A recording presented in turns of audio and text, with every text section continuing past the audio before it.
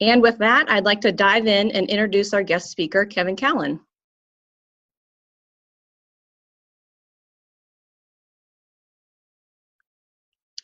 Kevin was born in Washington, D.C., earned his bachelor's degree from the University of Maryland, College Park, and a master's from the Asian Institute of Technology in Bangkok. Since 1990, Kevin has worked on a plethora of enterprise-level software development projects and has founded 3 technology companies. He has helped countless other companies develop online businesses with extensive knowledge in technology, internet marketing, and startups. Kevin is the CEO of TESSA Marketing and Technology, an award-winning Washington, D.C. digital marketing agency that specializes in online strategy, search engine optimization, online advertising, and SEM, and content marketing. His agency has consulted extensively on SEO, digital advertising to the government of Kazakhstan, a Macy's subsidiary, a spin-off of the Carlyle Group, numerous nationwide software and e-commerce companies, in addition to a multitude of local businesses. Kevin, you're extremely qualified to be with us here today, and I know you're covering a very helpful topic for our listeners. We're excited to learn from you and to share the information that you've gathered over your 30 years successfully providing marketing and technology capabilities to other businesses. And with that, the floor is yours. Me to do this presentation. I did want to back up to this slide. The original advertisement for the presentation was establishing marketing and branding for your startup. That's such a broad topic that we narrowed it down to be some very practical, basic information that every business needs to do when they are launching a new location, starting up a new business. So we are hoping we'll give you some very practical, actionable information. So we'll start with a little background. What is local SEO? So SEO is search engine optimization. In the Google search results page, which you see here on the right, all of this stuff up here is all ads. Everything below the ads is controlled by SEO techniques or influenced by. This right here, the map results, is the domain of local SEO. Then all the organic search results below it are all just normal SEO. So we're focusing this presentation primarily on impacting the map results because they are so very important for you to get business. These days, everybody is using Google Maps. They're looking at the results. They're looking at your reviews. And it's very, very important, and it's not that difficult to improve upon. It doesn't take a lot of time to just do the basics, and that's what we're going to review here today. So Google only displays the top 3 map results. You can click through more places, or if you search on Google Maps, you'll see it all. But you have to be in the top 3 really to get the biggest bang for the buck. And what is the basis of those map rankings? It's the frequency and consistency of your name, address, and phone number. We'll get into this in more detail, but Google assigns you an address. And you may already have a map listing even though you didn't register or list it. That name, address, and phone number, exactly the same syntax, is what you must follow. And use that name, address, and phone number in every time you list a directory, every time you put your address everywhere, because it will get disseminated. Google uses the NAP as like a ID number. So if they said your address was 1700 Main Street, number 200, you have to write it number 200. You don't write suite. Even those little grammatical abbreviations, that will all have an impact. The other factor are reviews. And this is something you can really improve upon. And it's so critical these days. And we'll get to that in more detail coming in a future slide. Also, your website, having that relevant to the search term that people are searching on, which we call organic SEO. And then having a Google My Business listing that's complete and has ongoing activity. So these 2, reviews and Google My Business, you can do a lot to impact.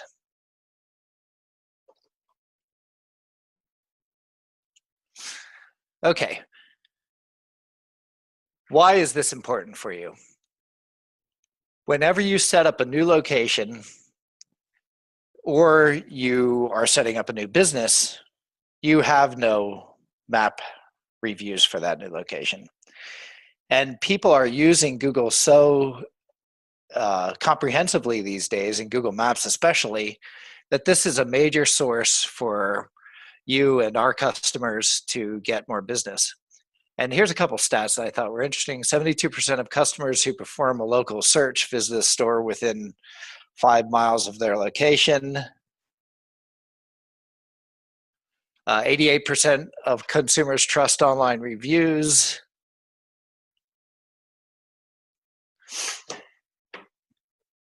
78% of location-based mobile searches result in an offline purchase.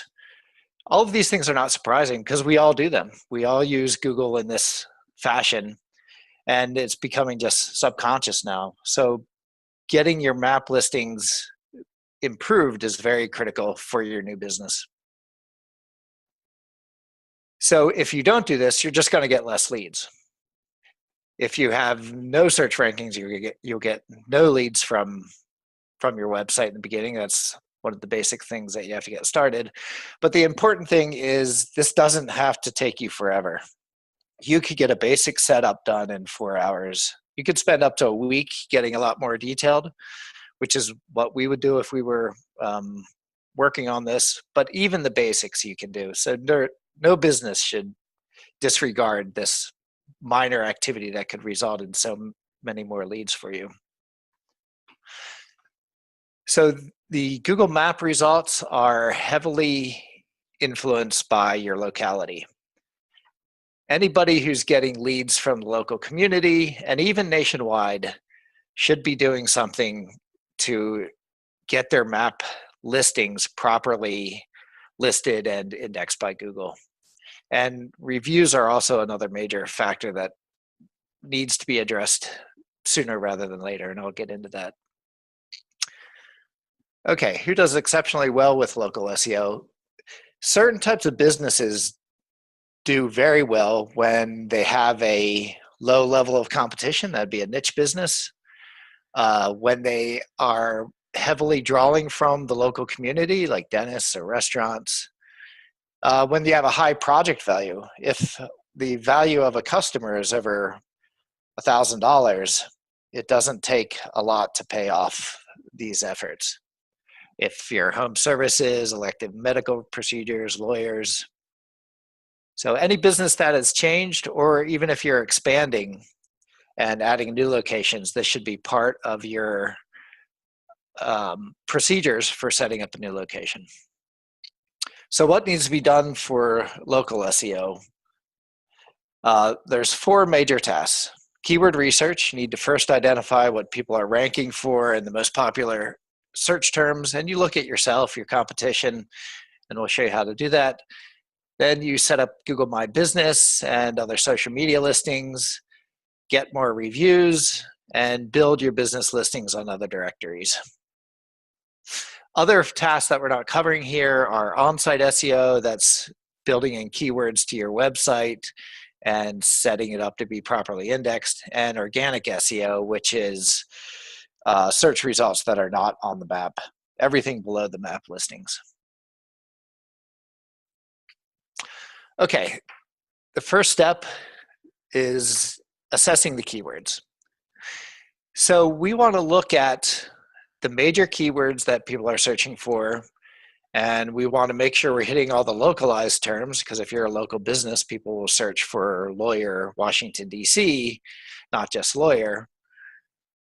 And then we want to come up with a keyword strategy to put the keywords in the content code and architecture of your website based on certain priorities.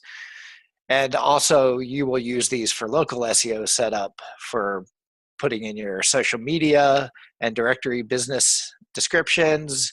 You put keywords in images, anywhere you can put it, it all gets indexed by Google. So I'm going to jump out of here and show you what this actually entails, because it's time consuming, but it is not that difficult to understand. All right, so I'm in Google's keyword planner. This is part of Google Ads. And you can put in your website, your competitor's website, and then generate various keywords. So you generate some keywords, you set a location. This is good to set it kind of broad. You could just do USA, but you may want to find out if people are searching for those particular keywords in your market, but don't go too narrow. Make sure it's like a state or a region or a DMA or something. All right, so we've gotten these keywords out. Now I'm going to pull them into Excel. And now we want to find, here's the top keywords from that list. So I took about the top 20. And I notice a bunch of these already have a location reference in them, near me, near me, near me. So we want to take the top 10, 15 keywords and add the location references to them. Here's PA for Pennsylvania. This company's in Pennsylvania. Put that before, after, and you just keep generating these. For some clients, we come up with 20,000 or so keywords. You can go as far as you want with this. Then you take these keywords and you put them back in to Keyword Planner. And you can cut and paste in here. And then once you've gotten that, you pull them back to Excel. And we can see we have the volume. This is the search volume, average monthly number of searches per month. So we're going to come up with a strategy to group those keywords together in, here's the pages we have of the website. And then here is different target keyword groups.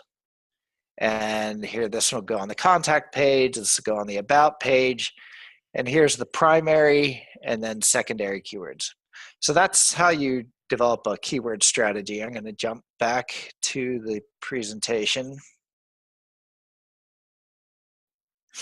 And those keywords that you just defined to target, you're going to put them in your descriptions everywhere. This becomes your content strategy, the basis of your content strategy. And here's an example of Jack Asphalt Company. They have one page that'll target pavers installation, and then they'll target subpages of this is a brand of pavers, mistakes, installer, and so on. This is a side note. There are some other local SEO techniques that you can use to identify your cost of marketing in a different location. Typically, you want to put your location in the density of where your customers are going to be. That's basic logic. But you also find that different locations will have different costs. If we look at running, if we look at running ads for the term mortgage lenders, in Fairfax County, Virginia, which is one of the wealthiest counties in the country, the ads are $30 a click. In DC, it's 50. But out in the boonies in Chesterfield County, Virginia, it's 38. Doesn't make any sense. You would think Chesterfield would be much lower. And it's because somebody is up there driving up the price. Some companies driving up the price for those clicks.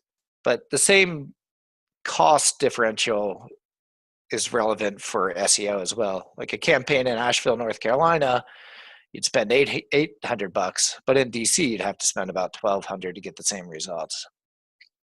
All right, the next step is to set up Google My Business. So Google My Business started about 6 months ago. It replaced Google+. It's very confusing for everybody, and Google keeps changing it all the time. But this one looks like it's going to stay, and it's very important that you get a Google My Business listing claimed and operational. And you can do things like you can even tie in your bookings to do that online through your map listing, various analytics data. You can manage your reviews, and you can post content like specials that you're having, events, maybe when you're closed. You can manage your hours. The problem is if you do this wrong or you don't set it up, you could not only get benefits, you could actually be penalized if you set it up wrong. It gets back to that name, address, and phone number. You need to keep that consistent. And it can be very laborious and costly to fix afterwards. Okay, so the first thing you're going to do is define your address. And as I mentioned before, it's your name, address, and phone number is very important, and you have to use that same syntax that Google does. If you look at our address here in Tysons McLean, Google gave us a number 600. So we can't use suite. That would change the NAP and make it not accurate anymore, and then you'll get penalized. You may be able to use your home address. UPS boxes usually don't work. Virtual mailboxes do. No comma special characters. It's not recommended to have your location in it, even if you have multiple locations. If you have multiple offices, you don't want to put Fairfax or whatever in your location name. Just put your company name. And you have to be able to receive mail. Google will send you a card with a code, and you punch the code in, and then you verified it. Okay, so there's a whole bunch of steps here for setting it up. And I'm going to jump in and show you just the basics of how to set that up. But there are a couple things I wanted to mention here. I'm not going to go into them in detail because you can read this on your own. But one thing is about photos. So prepare a bunch of photos, tag your keywords and your address in the EXIF data of the photos. It's a little trick that we've found that has proven to be quite effective. With Google, apparently they scan the EXIF data of photos looking for address, keywords, XY coordinates even. Okay, so I'm going to jump over to Google My Business. So I've logged into Google My Business. You go to business.google.com. You can see I already have a number of listings here. So the first thing, though, before you go in here is you want to check and see if you already have a listing by Google, because it's easier to claim that one. So I just searched for my listing, landscapers near me, well, not my listing, and I see this one comes up, say this is me, and it has this button, own this business. So if you click on that button, it's going to take you to all the steps to sign up for that business. And I'm not going to do this at this time. You can see how to do that. And I just wanted to point out the stuff that you have to make sure you fill out. Okay, if you go to info, this is my Google My Business page for that listing. I haven't filled out any of this because I've set it up just for a test. But you make sure you fill out all of this. Have a complete business description with your keywords in it. Make sure you put your hours in, your service areas, debatable, your services for sure. So make sure you fill out all of this as possible. And then here's the posts area. And here you can put posts that businesses will see. They stay up for about 2 weeks, 1 to 2 weeks. And this is also a good thing. Use keywords in these posts and message to your customers. And Google was looking for activity on Google My Business to give you higher map rankings. So it may be a pain in the neck, but it does have a lot of benefits. So it's worth the effort.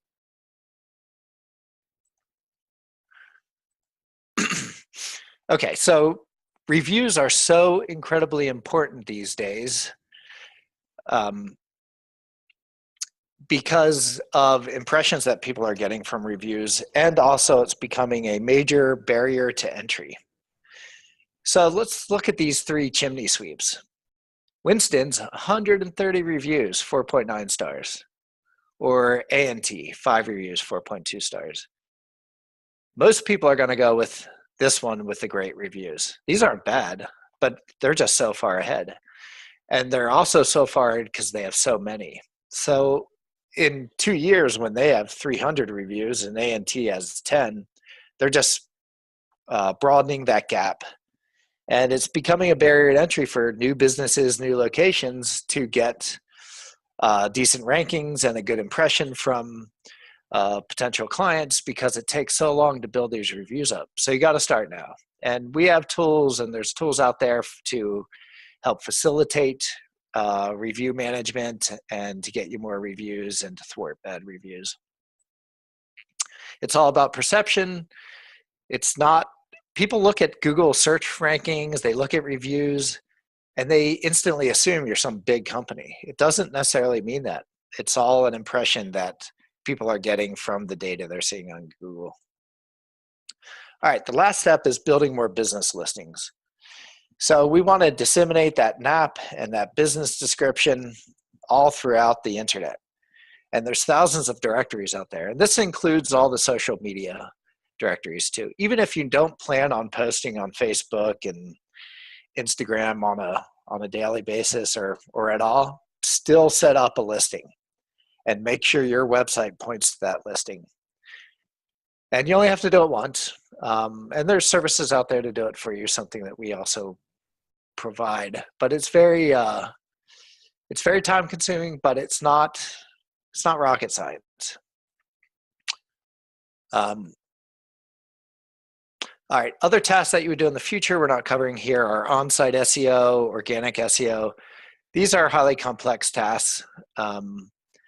And the low-hanging fruit clearly is the local SEO that everybody attending this presentation could spend some time on it and get a lot of benefit. Final thoughts and takeaways. The basics of local SEO, they're very critical these days. It's not that hard. Set up a Google Business page, Google My Business page for every location that you have. Get more reviews. All of this stuff is not complicated. You just need to know what to do and have the patience and time to actually do it, because it is quite boring. All right, over to you, Nikki. Thank you so much, Kevin. That was very enlightening. I know I certainly learned a lot. We're now going to open it up to questions. They're coming in fast. We do have quite a lot of listeners with us today, so send them in via Q&A, or you could use the chat option at the bottom. We'll do our best to facilitate all of them. While we send in these questions, I'm also going to send you a poll just to gauge how much you learned, if you'd like to come back for another one. It just helps us move forward for the future. So the first question, this is from me, Kevin. Is Google My Business free? Yeah, there's no cost for Google My Business. It is free, yes. Okay. A question from Daniel Shrub. Will this presentation be available for download? We will provide a recorded version of this presentation in your email. So keep checking your email about 72 hours after we're finished. From Susan to Kevin, what do you advise for virtual businesses? So if you mean virtual business where you don't have an office location, you would need to get in a location to use. So you could use a co-working facility, you could use your lawyer, you could use some mailbox services you can get away with. Get a location so you have some type of basis to have a map listing, even if it's something you don't operate out of all the time. If Google has set up this barrier to entry, and we just have to play by the rules. Okay, thank you. Another one from John. How important is it that your company's logo as it pertains to Google Business? You should put your logo up, certainly, as well as any other images that you have. But yeah, for sure, put your logo into the images. And some business directories have a field for adding a logo in particular. He said thank you, so you must have answered his question. What's the difference between organic SEO and how can somebody improve it? So organic SEO is all of the listings below the map listing. It's based on the on-site SEO, the keywords being on your content code and architecture of your website. That's about 20% of the factor. About 80% is other websites backlinking, we call it, or linking back to your website, is the major aspect. And that's very time consuming to build. You have to write content, you have to get your name out there and get other websites to post your content and link back to you. Okay, thank you. From Sarah, what if someone posts a negative review that is not true or maybe not even a real client? Is there a way to have it removed? Maybe. The first thing you should do is respond to that review, especially if they're on a client, and say that. There's a lot of that going on from unscrupulous competitors and the like. Some people just mistakenly post the wrong review. We've seen that before. We have a review management tool. And there was one lady, she posted a 1-star review, but the text was glowing. So we called her up and she said, "Oh, I meant 5 stars. It was an accident." But you should, if you are really trying to get it removed, you would have, it's a legal matter to force Google to remove it. You can try and ask, but the best thing to do is respond to it and get more reviews so that bad review gets buried. Okay, another question pertaining to that from Rebecca. What are the services available for gaining or improving reviews? So the most basic thing is you can ask your customers to leave a review. There's tools, we have one, there's other ones throughout the web that you can put your email address in for the customer, and then it will drip email to them asking them to leave a review. Typically it will go to a screen, and if they put in 1 to 3 stars, it will go to a form, and that form goes to you. If they do 4 to 5 stars, it will then then send them over to Google or Yelp or wherever you're trying to get reviews. But it's just outreach. You need to outreach to your customers either in a one-on-one fashion or an automated fashion. An anonymous question. It says, are photos especially helpful and why?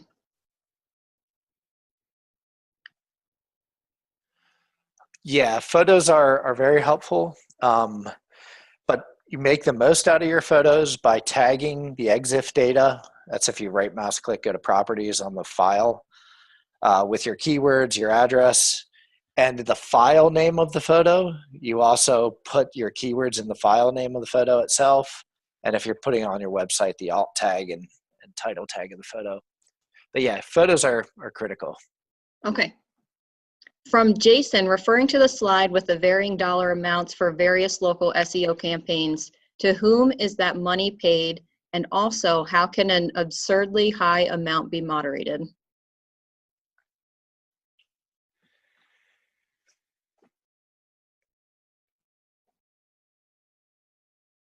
Trying to understand what the question is. Okay, so referring to the slide with the varying dollar amounts for various local SEO campaigns, who gets that money? Okay, I know what he's talking about now. So I was going through the difference in how you would have to spend so much more budget in DC versus Asheville. That's an example of a campaign cost if you're hiring an agency like ourselves. Those campaign costs vary from $600 to thousands of dollars. It's just a lot of labor, and you can do the labor yourself. That's why it gets expensive. Okay, I think that answers his question. For those non-local businesses, is Google My Business something that you still suggest they do? Is that necessary for them? If they're serving a national community, if their community is not local.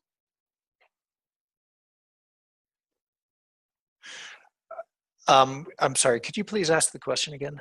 Absolutely. So if a organization or a company is serving internationally, nationally, but not necessarily locally, is Google My Community still necessary, or Google My Business still necessary, and do you recommend it? Yeah, it's so easy to set up. It doesn't make any sense for any business not to set up a map listing in case, unless they are totally virtual and they can't get an address to utilize. But every business should set it up, and it is being used all throughout the world. It's not just in the States. We've had a resort in Jamaica do a local SEO setup. Companies in Kazakhstan, we did some work there. It's not hard, and it doesn't make any sense not to do it. Great. I think we have one more question from Daniel. What software should we use to tag the photos with keywords? Daniel, if you could email me, I can email that back. There's some free software out there, but I don't do that particular task all the time, so I need to ask what our staff is using now for that. But I'd be happy to send that information to you. Okay, great. If you'd like to, Kevin, can you provide your contact information? I believe it's on the next slide. I would just like to say thank you so much for joining us today. If you have any other questions, if you think of something, if something resonated with you and you'd like to reach out with Kevin directly, here is his contact information. Feel free to contact him with any other questions you may have if something comes up in the future. Here's his information. I'll give you a couple minutes to write that down.